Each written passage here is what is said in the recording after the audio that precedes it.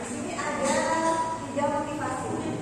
Gimana motivasi kita? Juga saya menanya Pak Dimas, Pak Dimas sebenarnya melakukan segala sesuatu itu karena apa, Pak Dimas? Yang pertama, yang kedua, yang ketiga. Yang ketiga ya. Yang ketiga adalah untuk menjadi orang yang mereka inginkan dan menghargai diri sendiri dengan nilai-nilai yang mereka percaya. Jadi bukan karena aku didukung dan juga bukan karena ingin mendapat penghargaan. Kesadaran datang dari diri kita sendiri. Oke. Nah, ini ada pertanyaan sama. Manakah posisi peserta didik pada umumnya? Mungkin ada yang berbagi. Ada nggak di salah satu kelas Bapak Ibu yang punya anak? Misalkan saya punya anak nih, dia datang karena memang takut dihukum. Mungkin bisa menceritakan pengalamannya. Ya, untuk saya. Ya, Pak Cecil. Saya berangkat dari swasta dan juga kemudian negeri. Jadi saya melihat bahwasanya swasta rata-rata tidak telah dibutuhkan, kita tidak naik kelas atau tidak bagaimana, mereka biasa-biasa saja. Karena mereka itu belajar karena kemampuan diri sendiri. Kalau sudah nggak punya, sudah nggak belajar seperti itu. Beda dengan di negeri, mereka ketika sedikit diancam nilainya, maka kamu termotivasi untuk belajar, mengumpulkan dan sebagainya. Nah ini mungkin yang saya lihat perbedaan antara pendidikan di swasta maupun di negeri. Walaupun tidak sama ya, ada yang di swasta juga jauh lebih bagus mungkin di yang modern. Contohnya mungkin di Tua atau Malang atau Kota Besar, justru negeri yang kalah dengan swasta. Tapi untuk di Bondowoso, saya lihat negeri masih unggul daripada swasta. Unggul ya Pak ya. Oke, ada lagi Bapak Ibu yang bisa berbagi pengalamannya? Ini Pak, apa namanya? Pak sudah pengalaman Pak? Kalau saya lebih punya waktunya itu hampir sama dengan Pak Jani. Cuma kalau kasusnya di swasta itu memang karena beda motivasi. Jadi saya lihat memang anak pondok kalau di swasta rata-rata itu memang sekolahnya menekan. Beda dengan negara negeri memang karena mereka mungkin secara ini ya stresnya mungkin berbeda antara stresnya Oke, terima kasih berbagi pengalamannya Pak Jani dan anak-anak. Nah, kita memang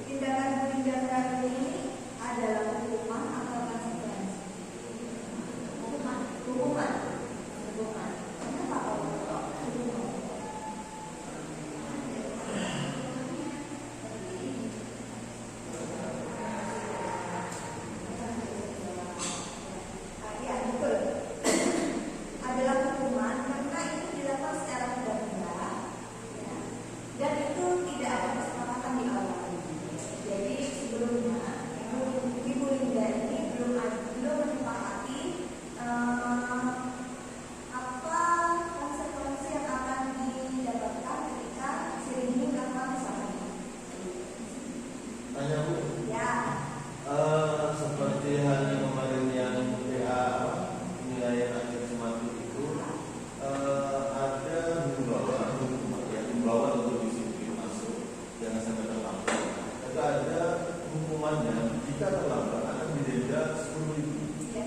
Nah itu tidak ada di takdir. Nah itu termasuk hukuman apa konsekuensi? Hukuman masyarakat. Karena apa? Karena itu tidak ada kesepakatan antara dua pihak.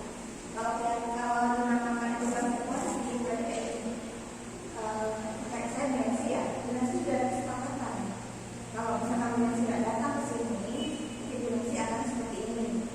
Tapi kalau hanya diputar oleh saya, dimensi tidak datang, wah udah meninggal, kayak gitu. Berarti itu ada hukuman untuk dimensi. Kayak gitu. Kan kesepakatan sebenarnya tidak ada kesepakatan, Pak. Cuma melatih disiplin anak. Berarti hukuman di saat itu lebih bagus daripada konsekuensi. Artinya tidak ada kesepakatan. Lebih bagus yang konsekuensi kok. Jadi anak itu bisa mengontrol dirinya untuk tidak melakukan kesalahan karena sudah tahu konsekuensinya adalah seperti ini. Kalau hukuman sebenarnya tidak akan membuat anak itu jenuh, tapi malah dulu kan cuma 10.000 biar gitu. Dan jadi tidak tertanam apa ya kesadaran bahwa kesalahannya itu bisa berdampak buruk bagi dirinya sendiri, merugikan dirinya sendiri. Cuma masalahnya orang Indonesia itu lebih takut kehilangan duitnya dibandingkan kayak gini. Iya. Jadi kita ini sebagai pendidik generasi penerus bangsa harus bisa merubah mindset anak-anak yang tadinya dipakai hukuman, jadi mereka punya kesadaran diri untuk merubah dirinya sendiri itu memiliki nilai-nilai yang mereka yakini itu baik. Seperti itu. Nah, ini ada 3 kalimat. Monggo kita apa namanya, letakkan bersama. Awas kalau dilakukan lagi ya, itu termasuk apa? Hukuman. Yang kedua, lakukan apa yang saya katakan. Konsekuensi. Yang ketiga, apakah hal ini yang sesungguhnya ingin kamu lakukan? Restitusi. Nanti kita akan diskusi di bagian ya. Dengan sekali yang pertama itu hukuman, yang kedua konsekuensi, dan ketiga restitusi. Kenapa kok dikatakan yang pertama itu hukuman? Karena bersifat spontan. Jadi ketika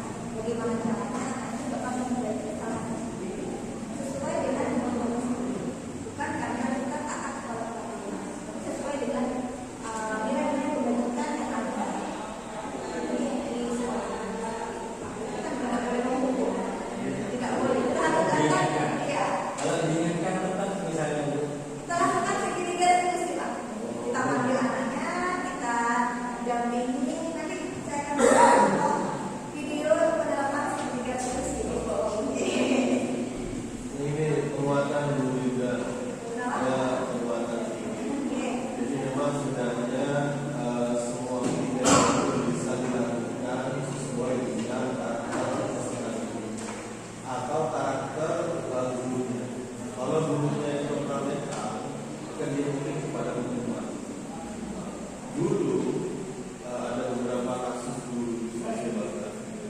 Ini mungkin terbilang atau mungkin kelewat. Jadi ketika tidak mengerjakan anak berbeda. Kemudian anak itu yang awalnya tidak disiplin ABD. Singkat cerita, perubahannya itu memang cepat, akan tetapi memang mungkin karena terpaksa. Tapi ada kata-kata awalnya itu memang terpaksa, biasa, kemudian menjadi kebiasaan, menjadi sesuatu yang sangat luar biasa. Jadi ada seperti itu. Bagaimana dengan seperti itu? Dan ada itu lupa dalam waktu ya 1 bulan beres bahasanya seperti itu. Nah, kalau masih seandainya melakukan segini lagi itu kesulitan katanya seperti itu. Jadi dia nanti membiarkan ya bismillah saya juga dapat diri tapi saya mampu kayak gitu dan dulu adiknya seperti itu. Tapi saat ini di era modern saat ini itu tidak dilakukan lagi. Akhirnya banyak kasus anak-anak yang muda karena nggak ada yang ditakuti seperti itu. Terima kasih. Benar sekali. Jadi kalau kita menerapkan hikmah itu memang gampangnya langsung kelihatan, anak langsung takut. Tapi dia akan menimbulkan efek jerah atau mereka itu tidak akan menyadari sama. Jadi kalau menerapkan memang segitiga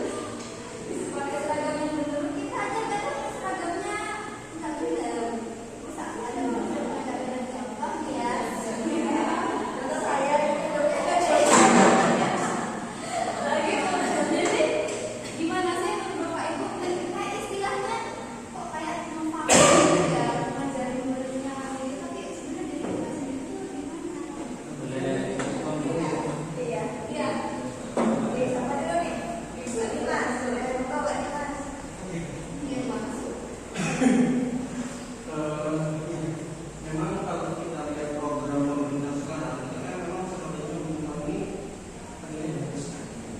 Bahkan tidak ada. Karena kalau kita lihat berbagai macam permen itu, kita sudah arahnya kepada stimulus. Memang nggak bisa. Hubungannya dengan ini. Oh dulu boleh kekerasan fisik, sekarang tidak pakai itu dan tidak boleh kekerasan fisik. Terus ada penamaan dari MOS, LS, yang boleh memakai macam atribut. Dulu kan zaman saya sekolah, dan orang-orang kan sekarang gitu. Bahkan ada program OSIS, ayo cari telur dengan warnanya macam-macam. Terus sekarang kan tes dengan orang-orang tes kan sekarang ada badan umum, jadi memang kayaknya kalau sekarang itu hubungan memang sengaja dibuat pemerintah di tapi kita hanya nggak bisa lagi hukum. Memang ada persentasenya yang bisa diberikan stimulus, ada juga yang harus diberikan hukuman. Iya, sesuai Pak Jamil itu. Bandel banget ya Pak ya. Iya, jadi gitu. Jadi memang hukuman kalau menurut saya perlu, tapi ada beberapa yang tidak harus dihukum. Ada juga stimulus tidak perlu, ada juga yang harus dihukum. Itu pandangan saya. Terima kasih. Ini ada Pak Jai. Saya ada penjelasan saya tidak. Agak ada ya. Jangan lupa juga yang saya lihat di sini itu sebenarnya kita juga harus melihat kita kan punya usia dengan kalau saya nggak tahu misalnya masuk milenial apa generasi sebelumnya dari tampilan saya. Sedangkan menurut kita siswa kita kan generasi bahkan setelah generasi sudah ada yang sebelumnya generasi alpha. Setelah itu nggak tahu apa delta apa yang lain. Itu kan sesuai perkembangan zaman. Jadi kita ini kan dewasa sampai usia ini, kita ini produk dari guru-guru sebelumnya, guru-guru yang istilahnya dari generasi sebelumnya. Jadi mungkin kita bisa juga benar kata yang tadi.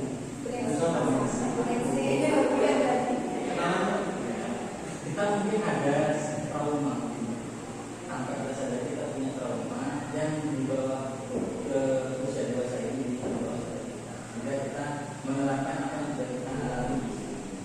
Nah, karena kita sudah mengalami trauma itu, maka betul juga kita yang harus memutus rantai trauma itu dalam peserta didik di era ini.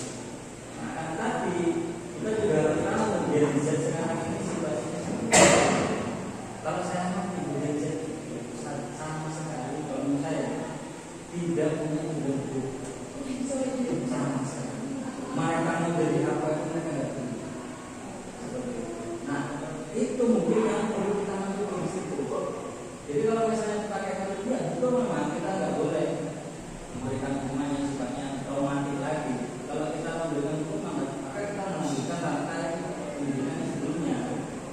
Maka kita perlu mengajar di situ. Tapi untuk Gen Z ini mungkin perlu juga kita menggunakan cara-cara yang lain yang nggak tahu nanti itu apa yang bisa menjadi inspirasi. Jadi mungkin kita, kalau saya gini, saya nggak mungkin merubah anak. Saya nggak punya kuasa apa saya yang bisa saya lakukan untuk memberikan inspirasi yang baik. Tapi yang bisa merubah anak ini, mengubah anak ini, atau saya punya, itu adalah aku yang punya. Jadi Allah SWT. Jadi kalau saya ya selain kita berusaha secara apa namanya ya, secara nyata dan secara interaksi, kita juga perlu melakukan. Dan itu mungkin bisa jadikan ini belajar untuk saya Masuk sedikit tambahan. Jadi gini, kalau dalam pendidikan ini kan luas ya. Kalau kita juga mungkin belajar dari orang-orang bahwasanya kita ini mungkin lah ya, kita tengah berbeda.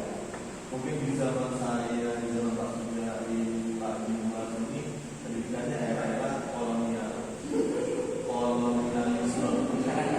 Sekarang pendidikannya era milenial. Jadi ya terdiri di era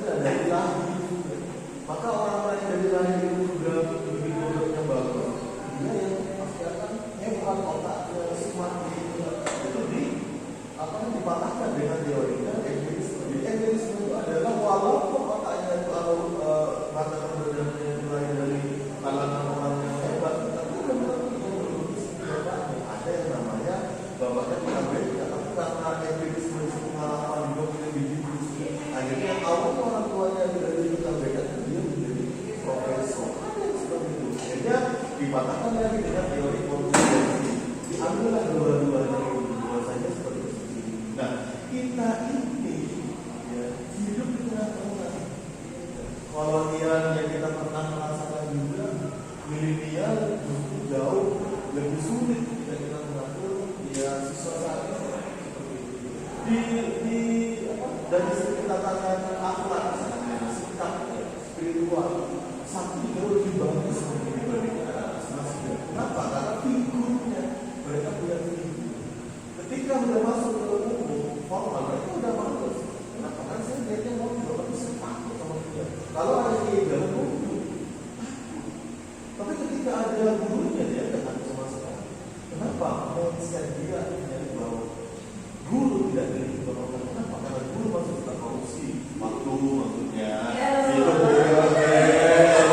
Berbagi-bagi dengan ibu istilah yang rawat seperti itu.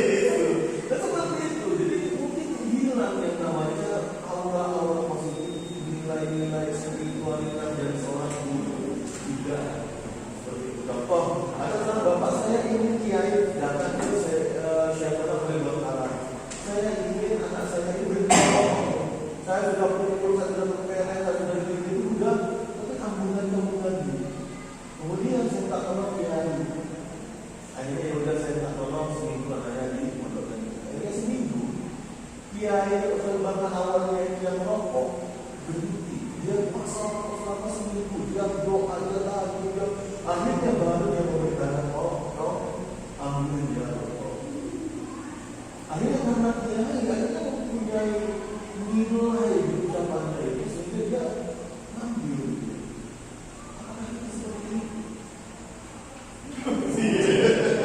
Gak ada mau-mau, ini hanya ada lagi intermezzo. Terima kasih Bu Lita. Iya, sama-sama juga Pak. Kita lanjut saja ya. Nah, bila kita posisikan termasuk hukuman atau konsekuensi berjemur di lapangan basket pukul 12 siang karena ngobrol di tempat masuk apa namanya itu? Hukuman. Oke. Yang kedua, catat satu sekali dalam bentuk kalimat. Di dalam bentuk dengan kalimat saya tidak akan melakukan lagi karena orang Hukuman. yang ketiga, membersihkan coretan yang dibuatnya di meja tulis. Konsekuensi. Murid diminta terus aktif 15 hari karena tidak menggunakan masker. Hukuman. Yuk kita lihat jawabannya. Yang pertama itu hukuman, yang kedua adalah konsekuensi, yang ketiga adalah konsekuensi, yang keempat adalah hukuman. Nah, kalau yang tadi dari memberikan jawaban kedua itu adalah hukuman ini. Mencatat satu sekali dalam buku dan kalimat saya tidak akan melakukan lagi. Nah, sebelumnya ini pasti sudah ada kesepakatan Bapak Ibu. Terlambat lagi. Jadi ini sudah melakukannya yang ke sebelah rumah. Nah, yang lain betul ya. Terus 90 mau tanya. Ya. Untuk yang paling aman berjumlah besar dari sekolah. Murid kelas saya aja itu mereka rata-rata suka miso. Nah, itu saya nggak suka bilangnya. Saya bilang nggak boleh kalau misalnya dengar kamu ngomong itu lagi, nggak usah 30. Pokoknya itu nggak usah tidak yang hukuman segera. Nah, itu termasuk hukuman atau Hukuman. konsekuensi. Oh. Jadi itu harus dilakukan setelah Saya berarti yang berdirikan di luar itu konsekuensi apa hukuman? Karena saya sebelumnya ada kesepakatan. Konsekuensi.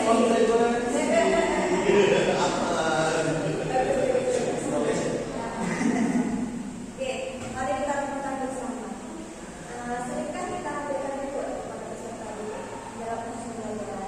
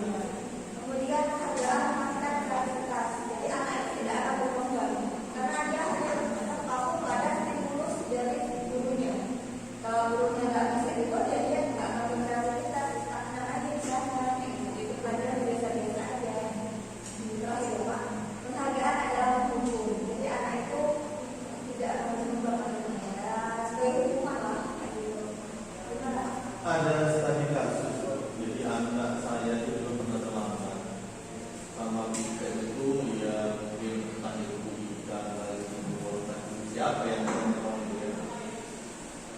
Dihukum, istilahnya di tanah-tanah yang begini, gedung dan sebagainya, tanpa ditanya kenapa dia datang terlambat.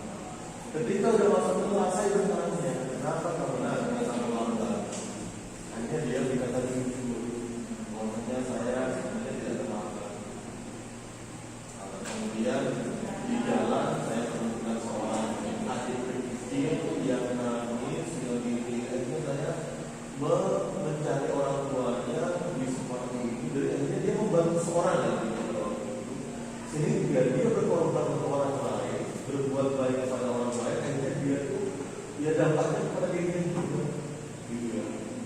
Ya akhirnya saya berikan pujian dong, saya berikan terima dong seperti itu. Dan ya intinya yang saya sedikit sesali itu adalah punishment tetap berlaku. Bagi saya, ya harusnya sekolah itu bijaksana. Ketika seandainya data ditangkap, tapi masalah yang banyak, ya saya sekolah ini juga tidak mau dibodoh-bodohin sama anak-anak. Jadi kan bisa dilihat dari anak yang memang biasanya dia terlambat, mungkin ada indikasi dia berbohong. Tapi kalau seandainya dia tidak terlambat karena dipunishment, akhirnya dia merasa selama ini saya berjuang tidak terlambat, ya sia-sia gitu. Kok hukumannya sama Solo dengan kesalahan 10 bahkan 20 kali dengan kesalahan yang banyak yang sekali saja. Jadi anak-anak itu agak sedikit gak ikhlas gitu ya, seperti itu saja. Dan karena itu mungkin ya, mungkin bukan hanya anak saja yang harus berubah ya, tapi kita sekarang mendidik menjadi ya ujung tombaknya. Contoh potensi walaupun seandainya Rindu Agus, Ivan dan juga ini seandainya tidak ada nilainya, tapi karena mungkin di balik layar mereka yang berjuang untuk membuat ekonomi keluarga itu, dia dorong S, juga orang tuanya tiap hari dia makan hanya berjualan orang tua, bantu orang tua. Saya menangis lihat, tapi kalau saya nanti sekolah punya aturan seperti itu, saya mau berjuang untuk memasak saya tidak bisa juga, karena dia juga punya aturan seperti itu. Cuma apakah kunci kesuksesan itu hanya di antara itu tidak, tapi memang adalah kebijaksanaan dari seorang guru. Ini di luar hati nurani. Mungkin dia sangat seperti itu, tapi emang seperti itu ya. Dan seperti itu kadang-kadang saya juga merasa gimana, makanya saya itu kemarin mengundurkan diri dari wanita. Saya nggak bisa melihat kenyataannya seperti itu. Tentu sisi anak saya tahu bukan bodoh, tapi ketika saya cari tahu alasannya, memang ada salah satunya yang menurut saya itu lebih bagus daripada saya. Ketika saya masuk ke dunia seperti itu, saya tidak pernah membuat orang keras. Saya hanya bungkusin es saja buat kehidupan kita. Seperti itu. Orang-orang dari situ kalau kita terus seperti ini tidak naik rumah padahal. Jadi tidak perlu kita seperti itu. Nanti saya seperti itu. Terima kasih. Ya,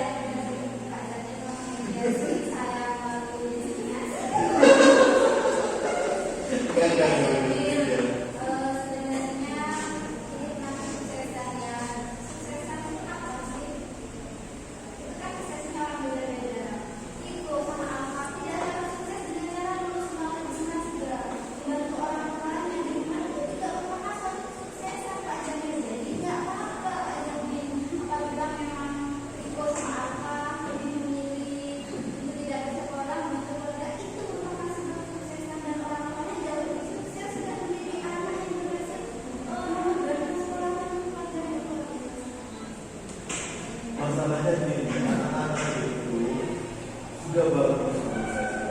Cuma masalahnya kita tidak orang yang ada yang kita gitu loh. Makanya saya bingung dulu. Yang satu anaknya yang sangat berbakti, yang satunya orang tuanya saya hanya ingin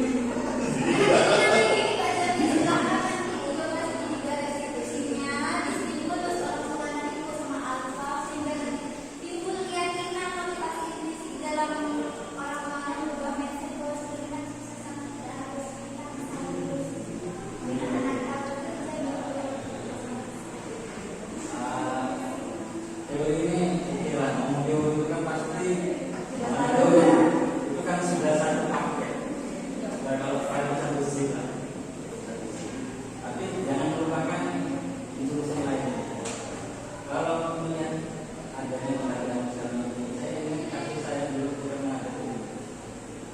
ketika ada siswa yang mendapatkan nilai jelek, itu justru senang.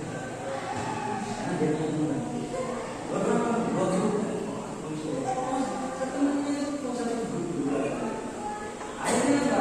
Ketika memberikan nilai tidak berguna untuk jadi menurut saya unsur misalnya ini menyelesaikan terus kelompok ini sudah harus menjadi variabel juga untuk yang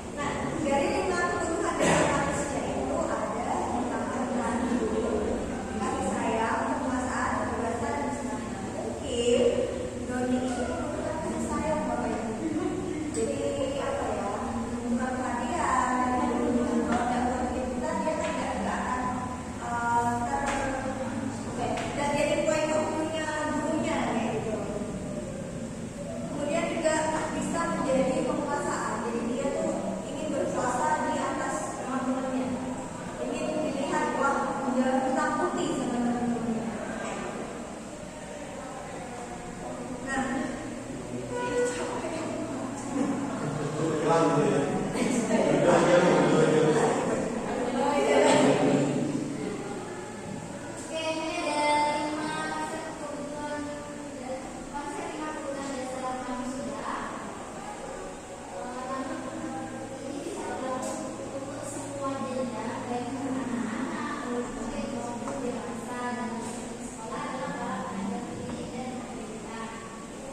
Siapa para guru di sekolah Anda? Dapatkah Anda memprediksi kira-kira di mana yang punya kebutuhan dasar yang tinggi akan penguasaan, kebebasan, kesenangan, atau kasih sayang dan perasaan? Kebutuhan dasar mana yang sedang bisa dipenuhi oleh guru kira-kira melakukan sebuah tindakan tertentu? Kalau begitu, silahkan kita jawabnya nomor 3. Kalau begitu, apa yang terdapat pada satu sekolah berdasarkan konsep 5 kebutuhan dasar dalam kebutuhan lingkungan dan budaya sekolah yang positif. Nah, poinnya itu kayak dari kalimat terakhir. Apa sih yang bisa dilakukan di sekolah? Saya coba Ya. ini studi kasus sama anak saya. Ya, IPS itu kan terkenal kemarin menjadi bilang suatu anak-anak yang mempunyai tingkah laku yang agak sedikit luar biasa interaktif saja, seperti dia manja atau dan sebagainya. Ada salah satu anak saya di kelas itu, dia memang ada 5 kebutuhan itu. Artinya dia butuh pengakuan, dia butuh kasih sayang. Akhirnya sama saya itu saya hukum sebenarnya ke kelas yang lebih baik.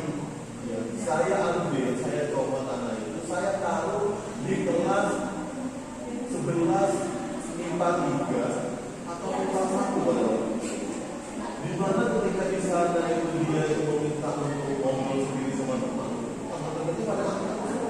Ketika ekonomi tak malas aku, kemudian ketika dia itu ingin cabut dari sekolah tidak ada yang mau. Bahkan anaknya di kelas itu semuanya angkat ingin mengikuti pelajaran sampai sedangkan dia menjadi setannya dalam kata-katanya itu mengajak menggoda untuk begitu tidak ada. Akhirnya yang awalnya saya ingin katakanlah 3 hari di sana 1 hari saja anak itu dia nggak mampu. Pak, saya kembalikan ke Makassar. Saya nggak bisa berubah. Saya nggak ingin nasi ini Pak. Ada nasi betul. Akhirnya saya kalau nanti Pak itu bantuan. Dari Pak di kelas aja seperti itu. Ini ya juga saya nggak mungkin setiap waktu saya tungguin di kelas saya tidak bisa.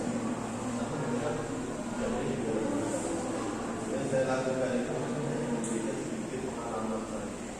Bahwasanya teman dari sekolah mana yang membentuk karakter, bahkan lingkungan itu yang paling dominan ketika kita itu mau membentuk anak kita seperti apa ini, seperti apa dan sebagainya. Seperti itu. Karena kita lihat, Glaser menyatakan bahwa kapasitas untuk berubah ada di dalam diri kita. Jika kita dapat mengidentifikasi kebutuhan apa yang mendalam dalam kita,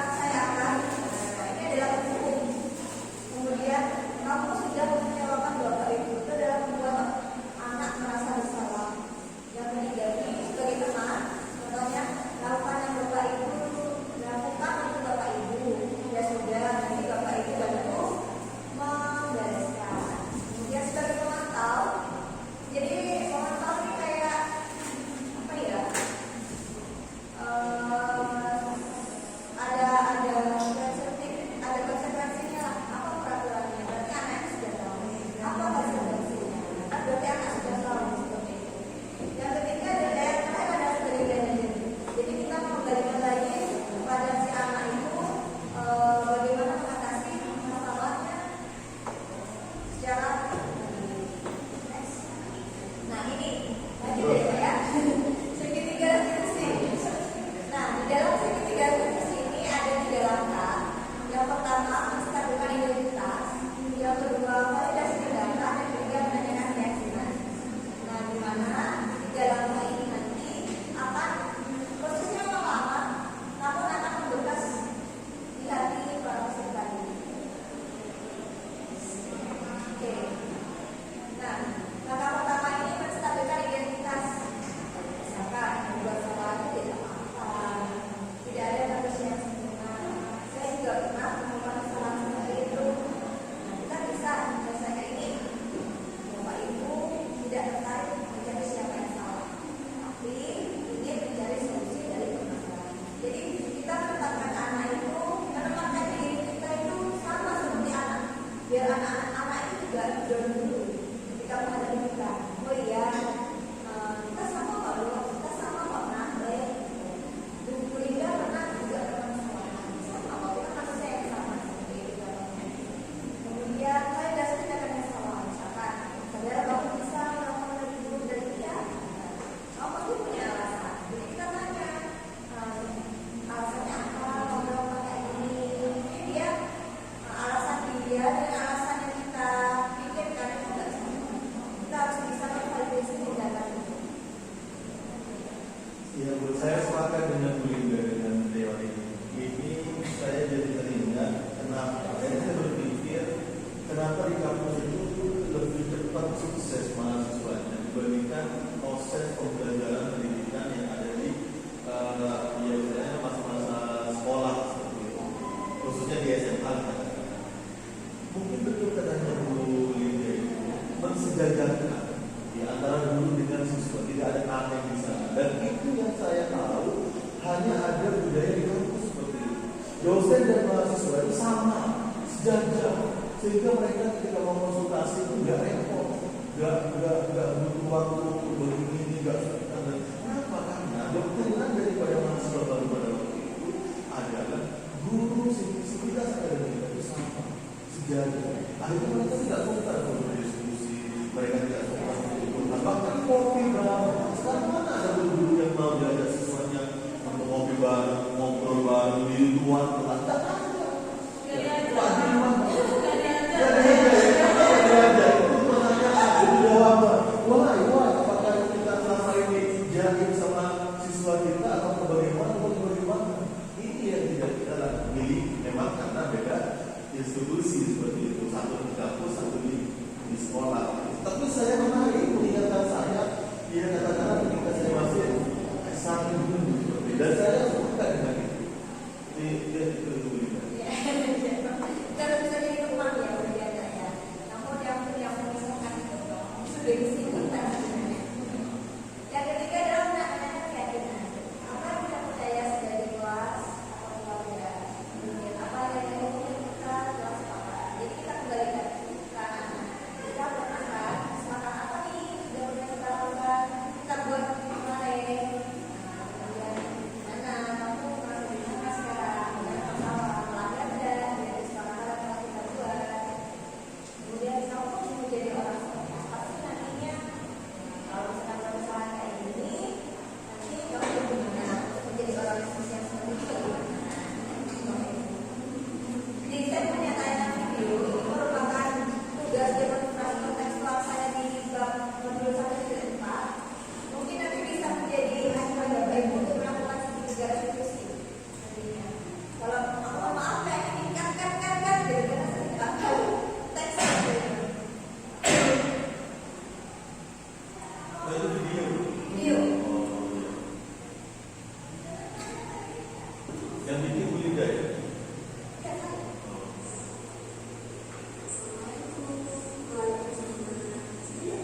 Tahun lalu bikinnya ya? Oh.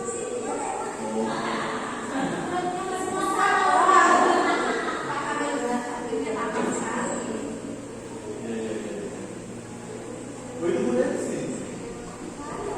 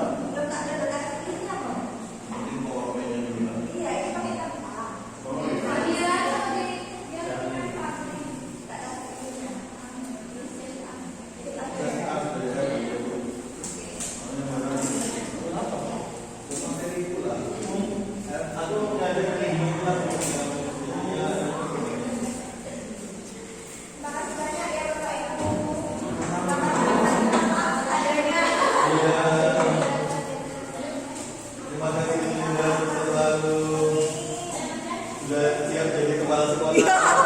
Kepala sekolahnya GTT.